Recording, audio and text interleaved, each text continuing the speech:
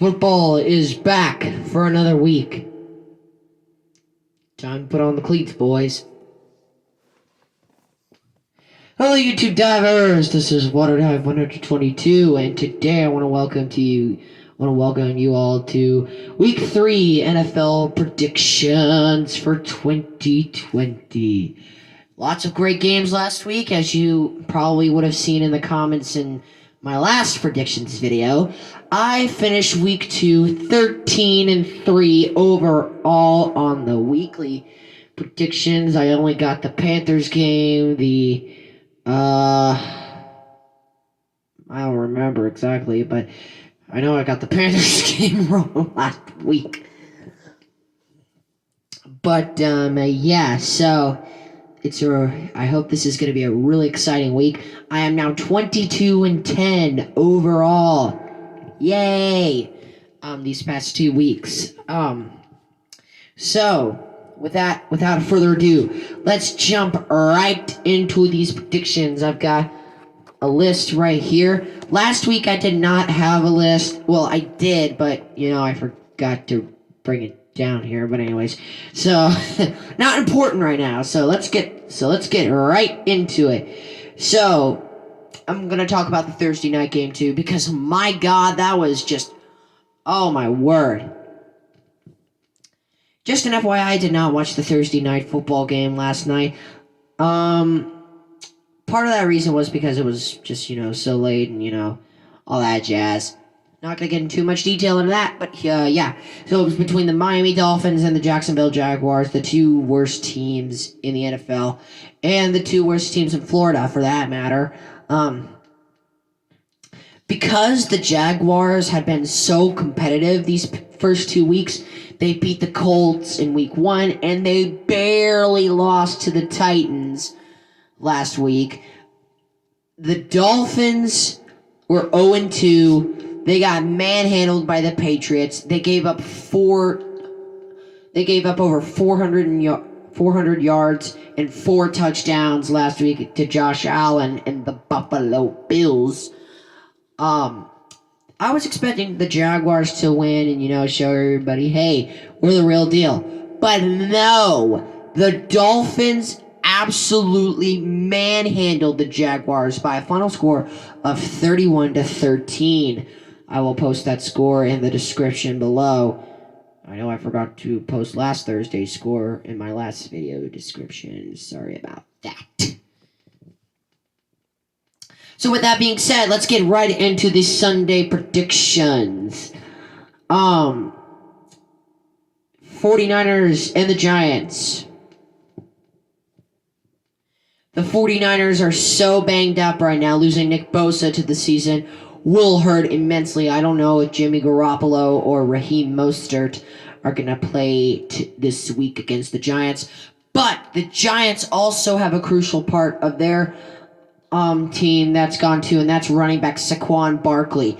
Yes, I know the Giants did sign Devontae Freeman, and he's a good running back. He's a Pro Bowler and all that jazz. But here's the thing. Can Devontae Freeman fill in what Saquon Barkley has done in his first 3 years in the NFL? And can Devontae Freeman stay healthy? Because he's another injury-prone running back. That's why he was released by the Falcons. Despite all of these injuries for the 49ers, they still managed to manhandle the Jets 31-13. And I actually have them manhandling the Giants again by a final of 27-7. Moving on to the Washington football team and the Cleveland Browns, I have the Browns winning 30-16. They put up a really, really good game last Thursday night against the Bengals.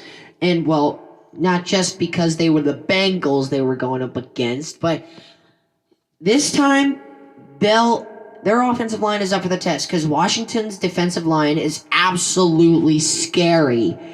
Can the offensive line protect Baker Mayfield? If they can, then Baker Mayfield's going to have a game similar to what he had last week against the Bengals.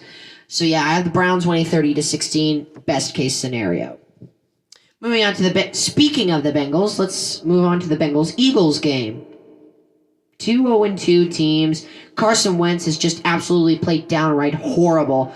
And I'm an Eagles fan, and I'm saying that he's playing absolutely atrocious.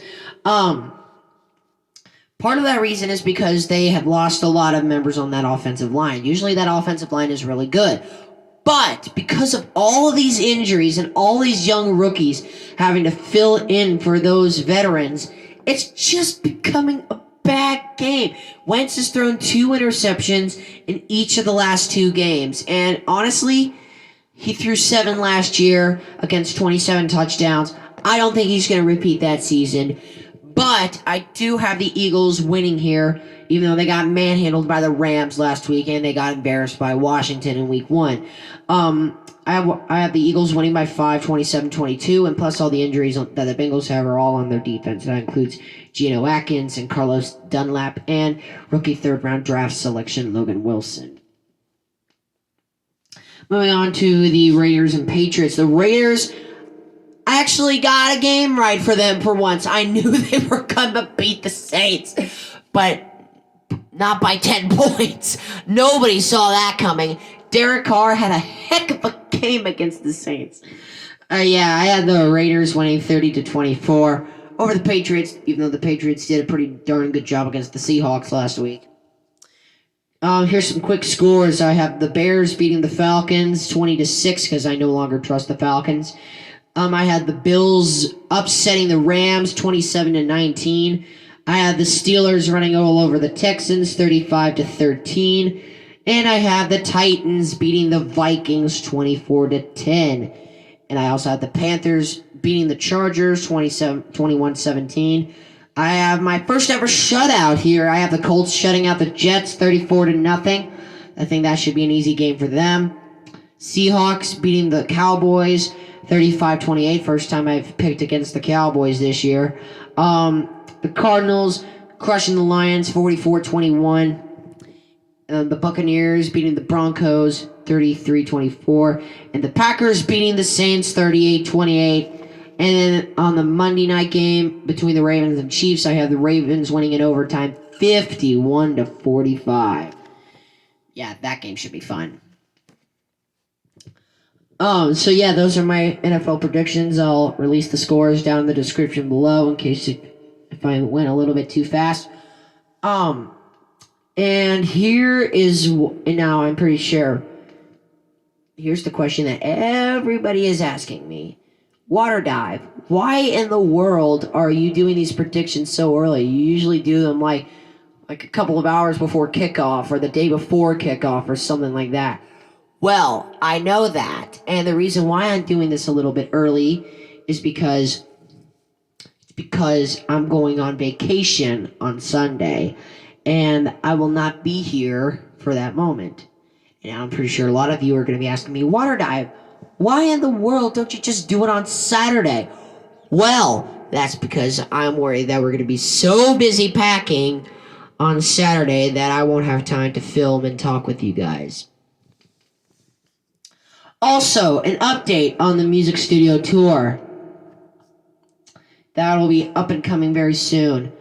I can tell y'all are really yearning for that, so I'm going to do my best to get my music studio cleaned up so that way you all can see it, because you all deserve it. Thank you so much for helping me reach 15 subscribers. I'm actually at 19 right now, so thanks a lot.